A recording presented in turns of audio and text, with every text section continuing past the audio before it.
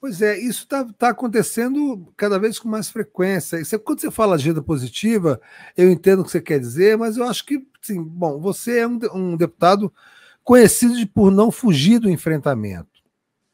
A gente viu o Janones no enfrentamento lá com o Fraga, o Coronel Fraga, aqui do PL do Distrito Federal, e hoje teve enfrentamento da deputada Carol, esqueci o sobrenome dela, do PT de Santa Catarina, com um grupo super radical de bolsonarismo numa discussão sobre censura na comunicação.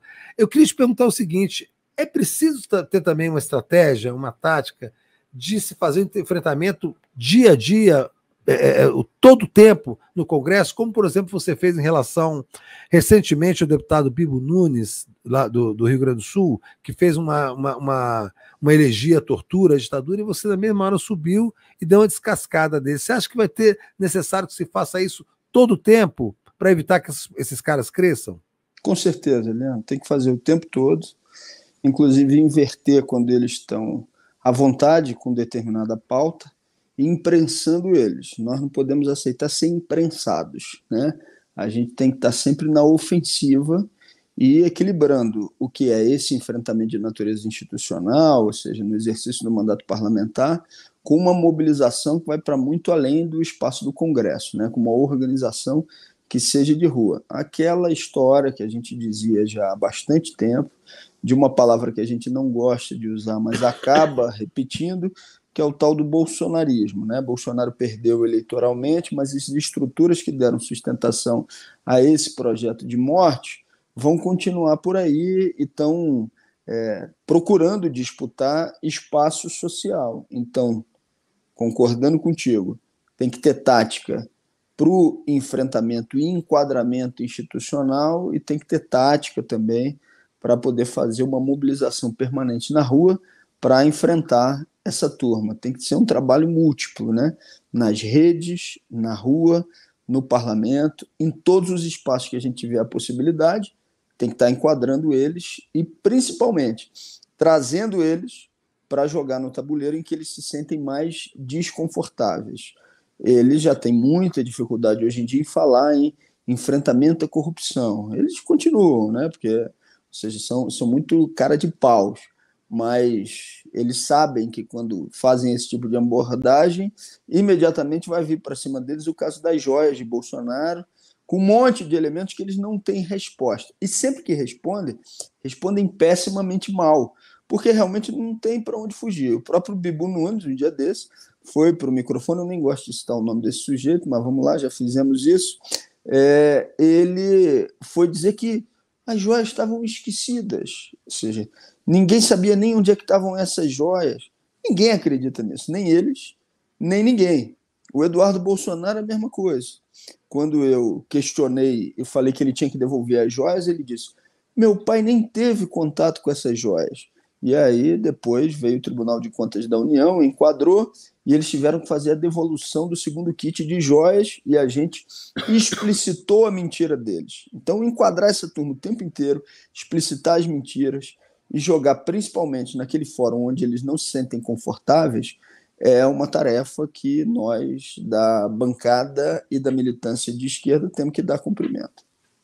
E esse frenesi que atravessou hoje o dia todo do bolsonarismo, dos bolsonaristas, com a chegada amanhã do Bolsonaro no aeroporto de Brasília. Você acha que vai ter o condão de mobilizar, de reorganizar a extrema-direita à volta do Bolsonaro, e isso começa amanhã com a chegada dele em Brasília?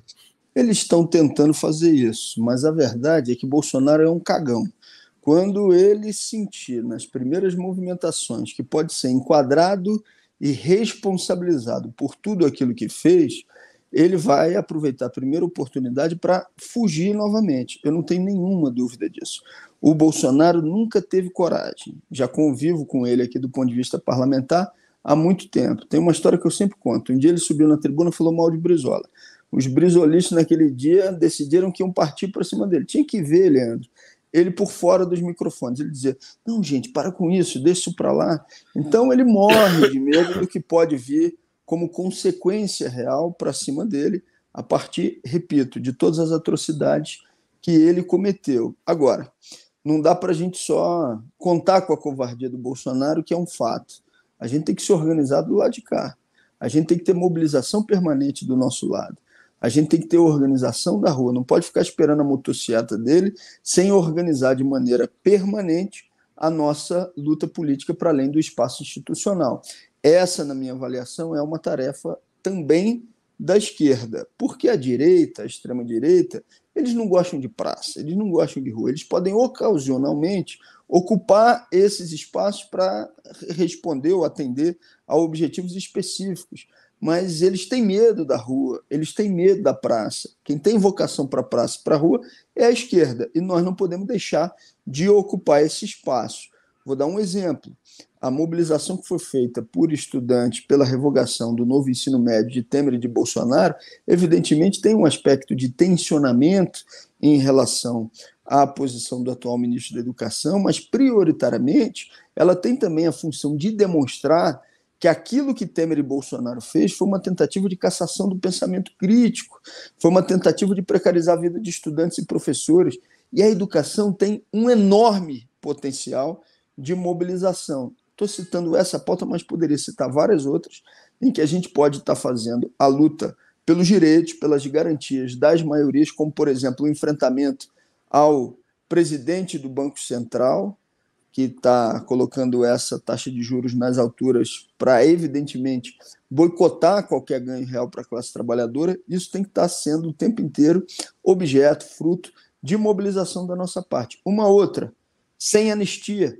Para que isso seja uma realidade, para que não tenha anistia de fato, nós temos que estar mobilizados, nos organizando para além do espaço institucional.